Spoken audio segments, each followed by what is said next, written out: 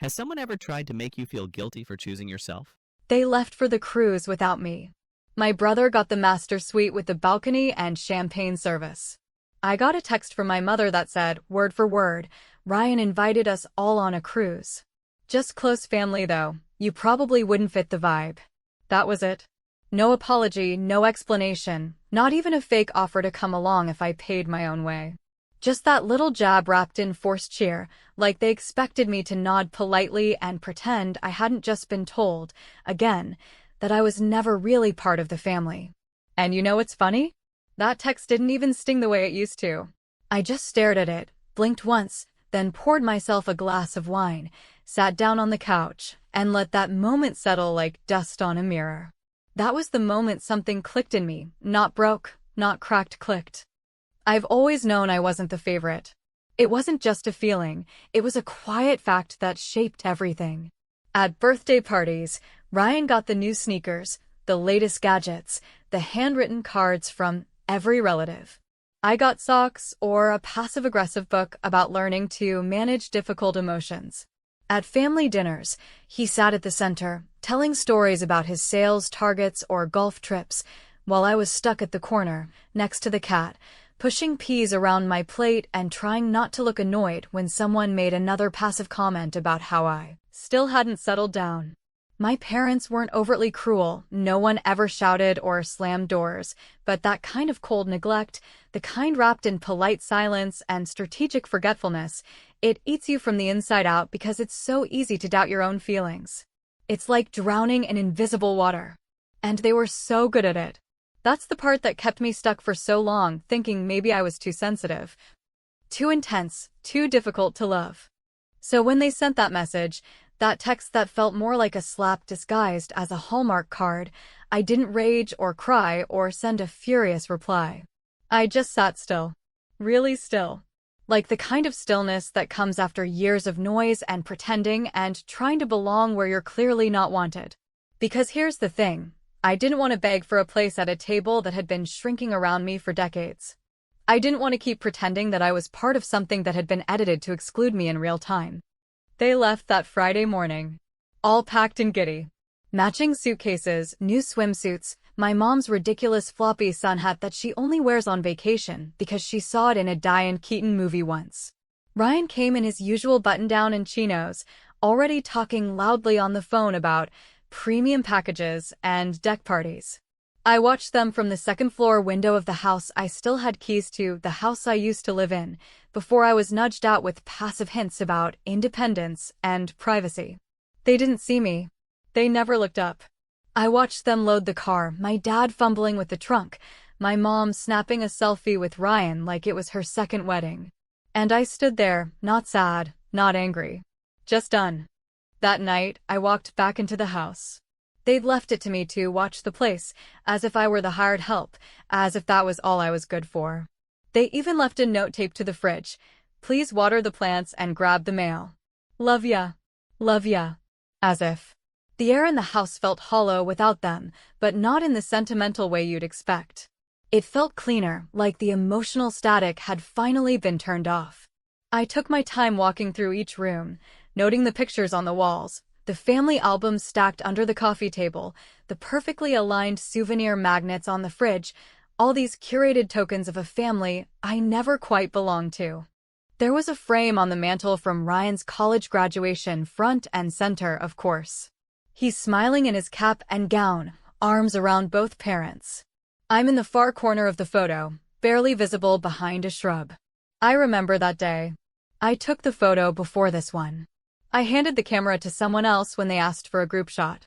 Nobody asked me to join it. That frame stayed exactly where it was for over a decade. That was my place in the family, background noise.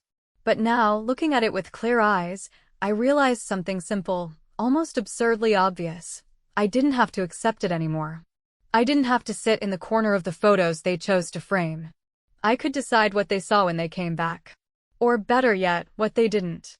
In the hallway upstairs, I found a stack of old photo albums, the kind with yellowed pages and sticky plastic. I flipped through them slowly. Birthday parties I barely remembered, trips I wasn't invited on, and always the same pattern: Ryan in the center, lit like a movie star, and me half visible, arms crossed or eyes turned away. I wasn't mad. I wasn't jealous. I just understood something, finally. They'd already erased me, emotionally. I was just catching up on the paperwork. That's when the idea started to form. Quiet at first, like a whisper you think you imagined. But it grew quickly. I didn't want to break anything, didn't want to destroy the house or vandalize their precious keepsakes. That would have been obvious, and obvious is boring. No, I wanted them to feel exactly what I had felt for most of my life: absence, confusion, the sense that something was missing, but they couldn't quite place it. I wanted to vanish from their world so completely that they'd start to wonder if I'd ever been there at all. And so, that night, while they were sipping cocktails somewhere in the Gulf of Mexico, I started with the photos.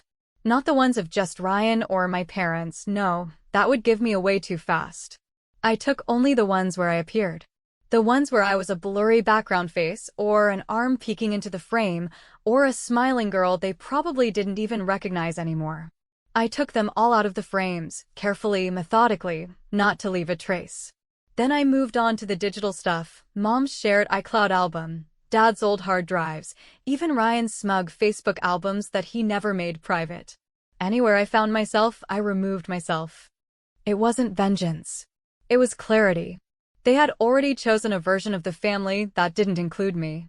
I was just giving them what they wanted: an edit. A clean one. And the best part? They wouldn't even notice I was gone. Not right away. Maybe not for days. Maybe not until they got home and stood in front of that mantel, looking at a frame that was suddenly empty. Or maybe they'd stare at it, wondering what used to be there, but not quite remembering. Just an itch in the back of the brain, a hollow shape they couldn't name. I didn't scream. I didn't cry. I didn't argue. I just left quietly. And by the time their cruise ship reached the first island, I wasn't part of the family anymore, not because they pushed me out, but because I walked out the door they never bothered to close. And that's the part that should really scare them. The night they left, I stood in the center of that quiet house, our so-called family home, and for the first time in years, I didn't feel like I was intruding on something sacred or stepping too loudly in spaces that weren't meant for me, because with them gone, it was just me and the echoes of everything they'd refused to say out loud for the past 3 decades. The house, stripped of its usual noise, its performative warmth, and the relentless commentary of my mother fluttering around in that high-pitched register she used when she wanted to sound cheerful, but actually just sounded fake, finally felt honest. No laughter at my expense, no eye rolls over my job, no polite but pointed questions about when I was going to stop being so sensitive and start being part of the team. Just stillness. Honest, brutal stillness. I didn't immediately do anything drastic. I didn't storm through the halls or rip photos off the walls with shaking hands, because my anger had already matured into something more composed, more calculating. This wasn't about rage, it was about resignation. A cold kind of understanding had taken root in me that night, the kind you don't come back from, because once you realize the people you've bent yourself to please have never made a single effort to understand you, something shifts in your bones. Something locks into place. I walked the house slowly, letting my fingers trail along the edges of tables and mantels, the surfaces where countless photos of vacations, graduations, holidays, and fake smiles had sat like monuments to a family that I had never really been a full citizen of. In the living room, I stood before the massive wall collage my mother had proudly curated over the years, the family legacy wall, as she liked to call it when showing guests. It was a carefully arranged display of perfectly filtered moments: Ryan in his baseball uniform, Ryan at prom, Ryan at his wedding, even Ryan holding his newborn daughter with my parents beaming beside him. Somewhere near the bottom, behind a dusty plant and half obscured by a crooked lamp, there was a small photo of me at maybe 9 years old, holding a science fair ribbon with a strained smile, and even in that moment, I could tell that whoever had taken the photo, probably my father, hadn't bothered to center it properly. That was the theme of my life in this house, always slightly out of frame, always cropped emotionally even when I technically belonged in the shot. Upstairs, I opened the guest room closet, once my old bedroom, before they repainted it beige and turned it into a storage space, and pulled down a faded cardboard box marked Lena. Old stuff. The fact that the box even existed surprised me, but the contents didn't. Inside were a few forgotten journals, some books I had scribbled my name in as a teenager, and an old scrapbook I had made when I was maybe 16. I opened it cautiously, unsure of what I'd find, but it was mostly harmless: concert tickets, movie stubs. A couple of notes passed between me and Nikki during family reunions where we were both trying to survive being the only girls not obsessed with Ryan's greatness.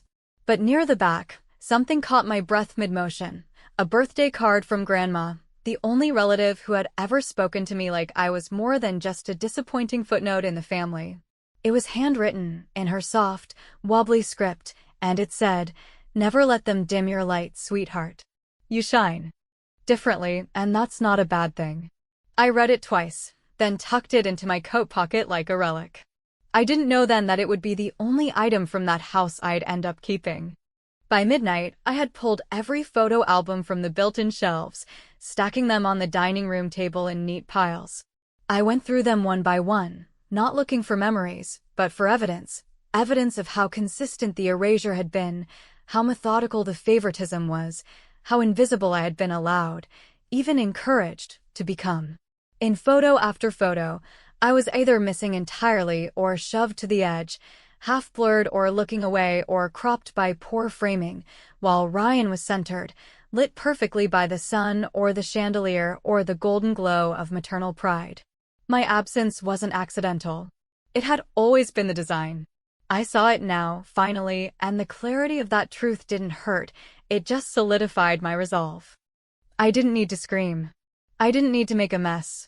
I just needed to extract myself like a ghost, to remove the one variable in their lives that they'd spent decades pretending didn't matter until it was actually gone.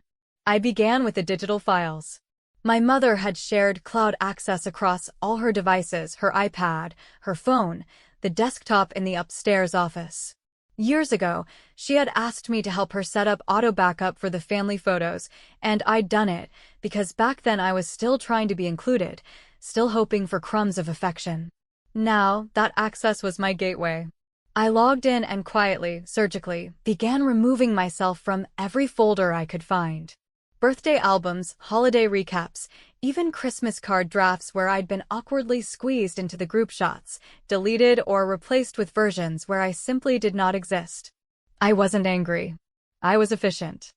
I wiped myself from their photo history in one long, deliberate sitting, and when I reached Ryan's cloud folder, one I technically shouldn't have been able to access, but could thanks to an old shared link, I removed every tagged image of me there, too. A high school graduation where I was visible in the third row? Gone. A New Year's Eve party where I sat silently on the couch in the background? Deleted. By 3 a.m, it was as if I had never stood behind them, never smiled through clenched teeth at family gatherings, never clapped politely at Ryan's endless victories. I had vanished, not in anger, but in liberation. But I didn't stop at the digital world. I returned to the physical albums, those relics of a time when cameras were held by hands and not phones, and I carefully removed only the photos where I appeared. I didn't tear them, I wasn't petty. I used a precision knife from Dad's old toolbox and sliced myself out with almost surgical care. Every photo left behind remained intact in every other way, just without me. As if the ghost had never haunted the frame. By sunrise, I had a single duffel bag packed. Some clothes, the letter from Grandma, a few essentials, and a quiet sense of calm I hadn't felt in years. I wasn't running. I wasn't lashing out. I was simply removing the last thread tying me to a family that had long since decided I was the scene that didn't match. Before locking the door, I walked into the living room one last time. I stood in front of that mantel, where Ryan's college graduation photo had once lived, and stared at the empty frame I had left behind. It hung there like a question, one they wouldn't be able to answer right away. I didn't leave a note.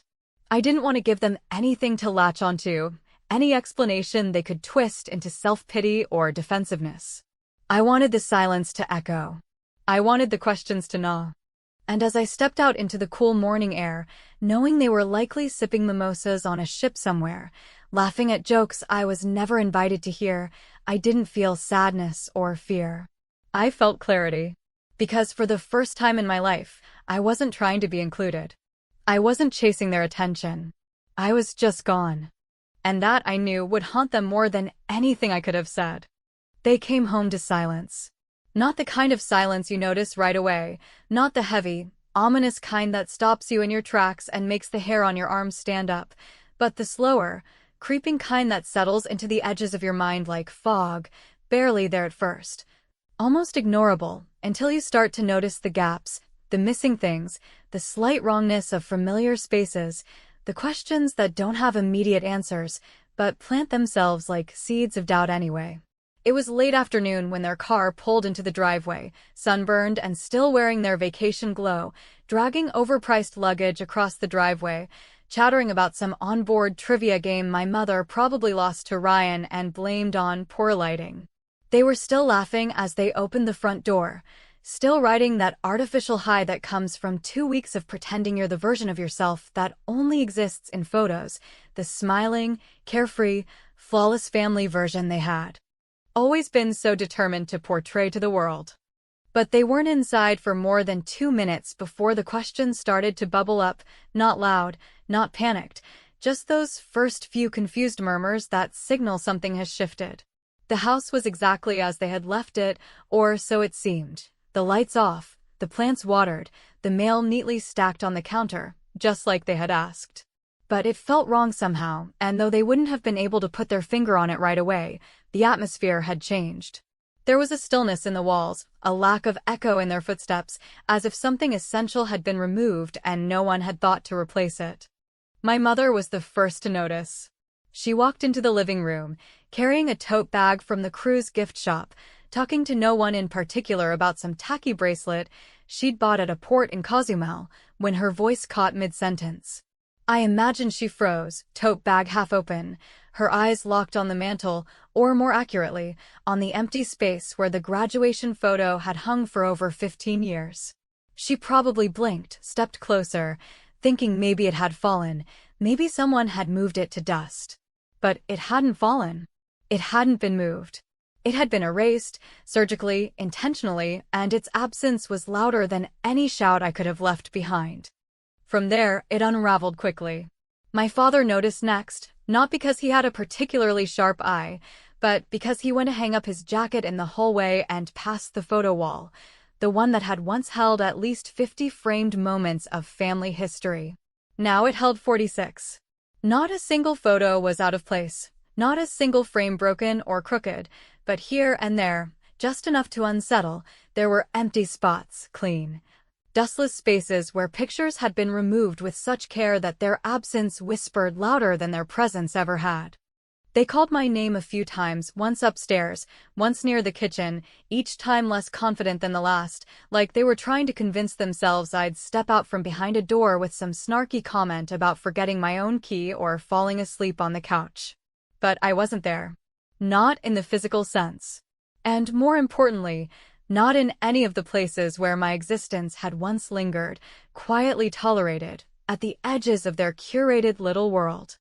Ryan was the last to notice, and I imagine his reaction was the most subdued. He'd never been the sentimental type, never really cared about the visual history of our lives, probably because he never had to fight to be seen. For him, photos were just snapshots of inevitability, proof of a life where he was always centered, always celebrated. But when he scrolled through his phone later that evening, trying to show someone at work a funny picture from last Christmas, and realized the shared family folder no longer contained any trace of me, I imagine even he had to pause. Not panic, he wouldn't have gone there yet, but confusion, mild and quiet and creeping, like the beginning of a fever you can't quite name. That night, the text started. The first came from my mother. Just 3 words, "Where are you?" No punctuation, no context. I didn't answer. Then came Ryan, more casual. "Hey, weird question. Did you take some pictures down?" Mom's freaking out. I read the message, let it sit on my screen for a minute or two, and then archived it without replying. I wasn't interested in explanations. I wasn't going to hand them the narrative. For once, they'd have to live in the unknown, the same way I had for years, never quite sure where I stood, never quite clear on what I meant to them. By the next morning, the silence had grown teeth. They tried calling. I ignored every attempt. Nikki messaged me, not with concern, but with curiosity. "Did you seriously disappear?" she wrote, half laughing, half impressed. I replied to her and only her, with a single sentence: "I'm not lost. I just don't want to be found." She didn't press further. Nikki always understood in ways the others didn't. She knew the weight of being the footnote to someone else's headline. From my temporary rental, somewhere far enough to be safe but close enough to watch, I monitored their slow descent into quiet confusion. I wasn't spying in the traditional sense. I hadn't bugged their phones or hacked their cameras. But I knew how they thought, how they behaved when the script went off course, and I followed their reactions through the thin, curated lens of their online presence. My mother posted a vague status on Facebook: "Some people just don't appreciate family. Sad times." It got the usual responses: sympathy, emojis, offers of support, but none of those people knew what had actually happened. None of them realized that the sadness wasn't about losing me, it was about losing the control they had over me. Ryan didn't post anything directly, but I knew from a friend of a friend that he'd asked around, subtly, trying to figure out where I'd gone, what I was doing, whether I was okay. That word, okay, sounded so shallow coming from him, so empty, like he didn't know how to imagine me outside the framework of a person who existed only in contrast to his success. But I wasn't spiraling. I wasn't in crisis. I was rebuilding, quietly, deliberately, far from the shadows I had been born into. The real question wasn't where I was. It was why they were only noticing I was gone now, when I had been slipping away for years, piece by piece, while they toasted anniversaries and posed for family portraits that I wasn't even invited to join. They had chosen to believe the version of me that was easiest to handle, the problem child, the dramatic one, the too sensitive girl who made everything about her. But now, with nothing left of me but echoes and erasures, they were left to confront the possibility that maybe they had misunderstood the whole time. Maybe I hadn't been a problem at all. Maybe I had just been tired. And now, as they walked through the house, staring at the blank spaces where my image once lived, as they called into the quiet and got no answer, I knew they were beginning to understand something they'd never dared admit. That the most terrifying kind of absence is the kind you create yourself. And I wasn't coming back. Not to explain. Not to forgive. Not to soothe the panic they were only now beginning to feel. Because I had learned the most powerful form of revenge doesn't come from shouting or breaking or demanding to be seen. It comes from disappearing so completely that they start to question if you were ever there at all. It didn't take long for their concern to mutate into something more frantic, more theatrical, more about them than about me, which, if I'm being honest, didn't surprise me in the slightest, because that had always been the core of our dynamic. My emotions existed only in proximity to how inconvenient they were for everyone else, and now that my absence had appended their carefully constructed image of what family is supposed to look like, they were no longer worried for me, they were worried for them, for how it would reflect, for what it would mean, for the sharp break it created in the storyline they had rehearsed for years, that we were fine, that we were close, that our version of dysfunction was just quirky and harmless and not, in fact, a slow, suffocating erasure of the one member who refused to conform.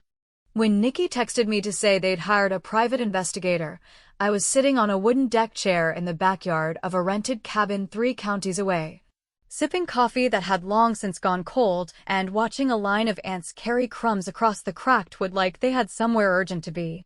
The sky was the kind of pale gray that makes the whole world feel like it's holding its breath, and I remember thinking, with a calmness that surprised even me, that I should have expected this move. Of course they'd escalate. Of course they'd turn my disappearance into a mission. They weren't looking for me out of love or guilt or even confusion. They were looking for me out of ego, because they needed to restore order, to reassert the narrative that they were still the good guys, the loving parents who were just worried, who didn't know what went wrong, who only wanted what was best. But they didn't want me back, they wanted the idea of me, the manageable version of me who would return sheepishly and let them retell the story their way. The investigator never had a chance. Not because I'm a master of disguise or because I've buried myself in the wilderness like a fugitive, but because you can't find someone who isn't hiding, not really, not in the way you expect. I hadn't changed my name or fled the country or cut up my credit cards. I was simply unreachable in the ways that mattered. I had pulled the emotional plug, severed the connection points, withdrawn my willingness to play the part they had written for me. You can track cell towers and trace IP addresses and follow financial transactions all you want, but you can't reconstruct someone's presence if they've chosen to stop leaving footprints.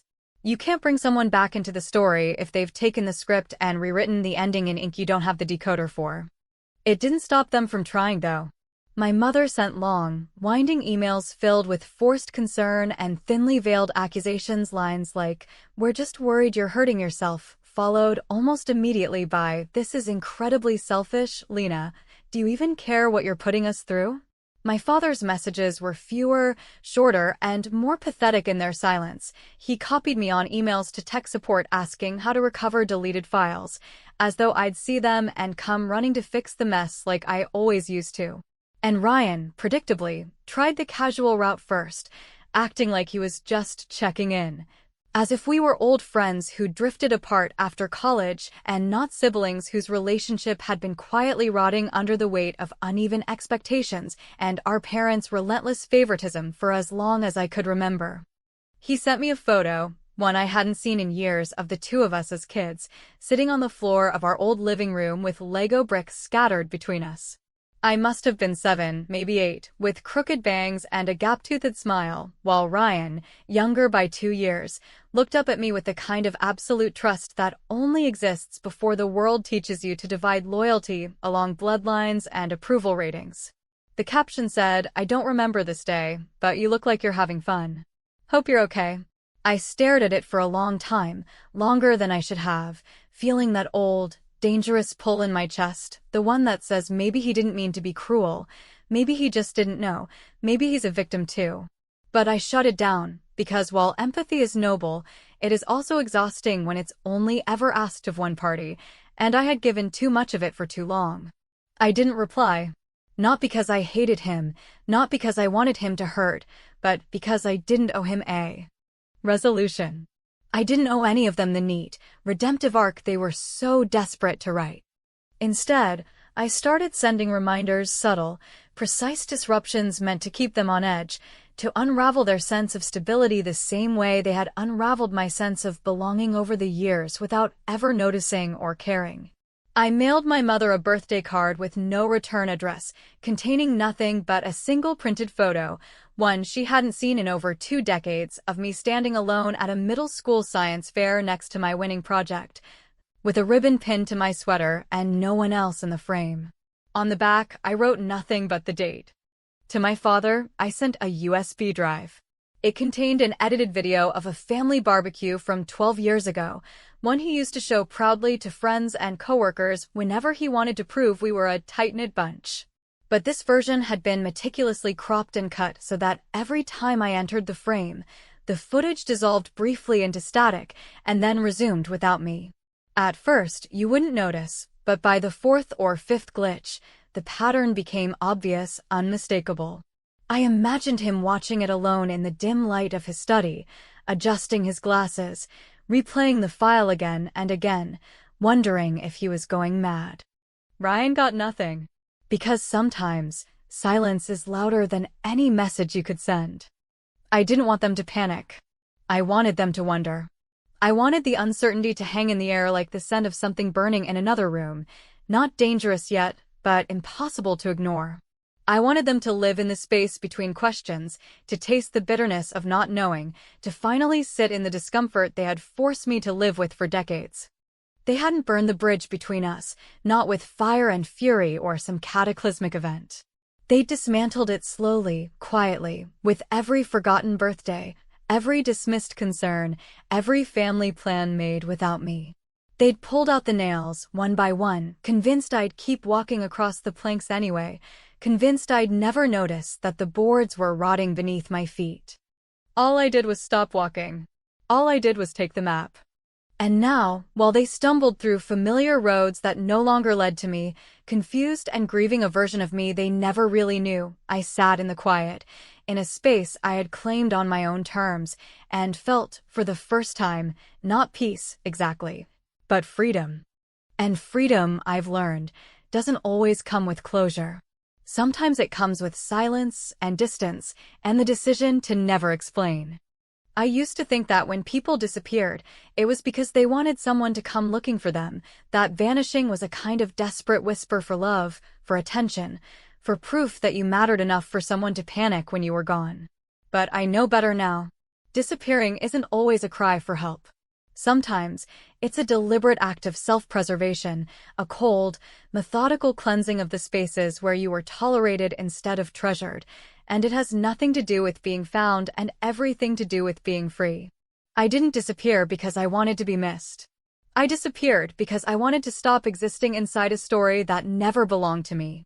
By the time the private investigator filed his final report, one my parents never saw, by the way, because I intercepted it through a friend of a friend and sent him a little envelope of my own, along with a note that read, "No loose ends, please." I had already sold the car, deactivated my old accounts, and moved into a rental home in a small town so anonymous and beige it felt like I had stepped into the waiting room of some alternate reality.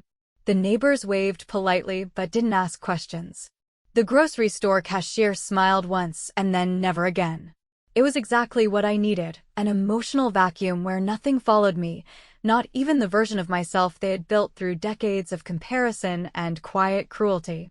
But it would be a lie to pretend I didn't sometimes sit in that silence, in the low hum of a life that finally belonged to me and no one else, and wonder whether I had gone too far, not because I doubted the necessity of my absence, but because I had made myself a ghost so convincingly that even I occasionally felt haunted by what I had left behind.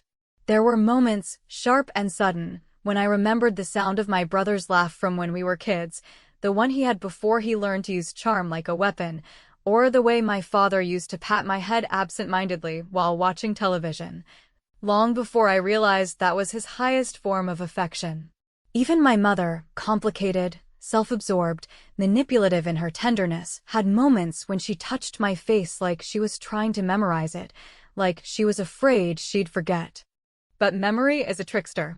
It softens the edges of cruelty and makes the lonely moments seem more poetic than painful. It makes you question yourself at precisely the wrong times, planting seeds of nostalgia in the soil of abuse, and if you're not careful, you start to water them. So I decided to plant something else. They never knew where I was, and I never gave them the satisfaction of a direct goodbye. But I did send them one final message, not a plea, not a confession, and certainly not an apology, but a final word written in the language they understood best, curated images, meticulously arranged, just like the ones they had always loved to show the world, only this time I was the one controlling the frame. I mailed it in a plain, unmarked envelope to their home address, addressed to the family of Lena, knowing the phrase alone would be enough to unsettle them. Inside was a flash drive, simple, unassuming, blank on the outside, and on it, a video file named only with the date of my birth. When they opened it, they would see what looked like a slideshow at first, old photos, familiar moments, all drawn from the archives I had once erased, now reconstructed but warped, subtle at first, but increasingly surreal as the file progressed. There was a Christmas photo where we all stood in front of the fireplace, arms wrapped around each other, except my image had been copied and pasted 6 times, each one of me standing slightly apart, slightly blurred, like echoes. A family vacation snapshot on the beach, except I was replaced with a shadow, a silhouette with no features. A birthday party from when I turned 10, where I stood in the center of the frame with a candlelit cake, except no one else was in the room. Then the video shifted, gently, into footage from my childhood, a birthday where I played the piano while no one clapped, a recital where my mother filmed my brother tying his shoes instead of me on stage, a school event where I searched the crowd for someone who never came. These were real. I hadn't edited them. I had just cut out the noise. And then my voice came in, not dramatic or sad, not vengeful or cold, just clear, deliberate, calm. You didn't lose me, it said. You never really had me. You had the version of me you were comfortable with, the quiet one, the weird one, the extra piece at the table you never quite knew what to do with. I gave you decades to see me, and when I finally stepped out of the frame, all you saw was the empty space. I let that sentence sit in silence for a while, and then added one more line. I wasn't trying to be missed. I was erasing myself on purpose. And now, finally, it's done. The video ended with a final image, one I hadn't planned to include until the last minute. It was a photo of me and Ryan as children, the same one he had sent me weeks before. But this version had been altered. He was still there, smiling, Lego bricks in his lap, but I was facing away, my back turned to the camera, blurred at the edges, as if I were already fading. I don't know what they thought when they watched it. I don't know if they cried, if they felt anger or regret or fear. I don't know if they deleted it or saved it or watched it on repeat trying to decipher what it all meant. I didn't need to know. That part of the story was no longer mine to carry. What I do know is that from that moment on, I stopped looking back. I stopped refreshing their social media accounts. I stopped reading Nikki's updates, even though she meant well. I stopped letting the past trail behind me like a shadow waiting for permission to disappear. Because the truth is, erasure isn't always a tragedy. Sometimes, it's the only way to survive. Sometimes, the most radical form of self-respect is subtraction, subtracting yourself from the people who confuse love with control, from the stories that demand your silence in exchange for belonging, from the places where your presence was only ever tolerated like a stain no one wanted to admit was permanent. And now, years later, as I sit at a different table in a different town with people who know me by my middle name and nothing else, I realize I never needed them to understand what they lost. I just needed them to live with it. Because when someone finally notices you're missing, but never cared enough to ask why you were fading in the first place, that's not grief. That's consequence. And I delivered it not with fire, not with fury, but with the kind of quiet precision that leaves a scar no one talks about, but everyone remembers.